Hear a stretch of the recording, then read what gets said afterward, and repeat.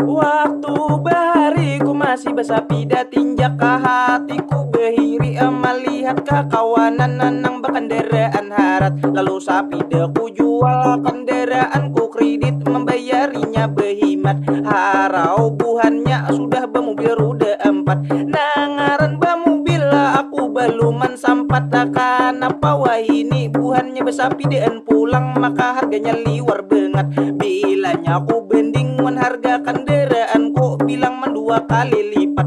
Tapi ramah lingkungan kada keluar asap. Selajur berolahraga supaya nyaman di awak. Nangaran aku kepingin jua umpat. Apa sebenar kabelujuran apa manuasi liwat. Ada sapi damini 100 ribuan. Langsung aja ku tukar capap. Langsung ku bawa gue mulai siring sampai pal ampat. Haropa aku katur pipi kakan kuling sak.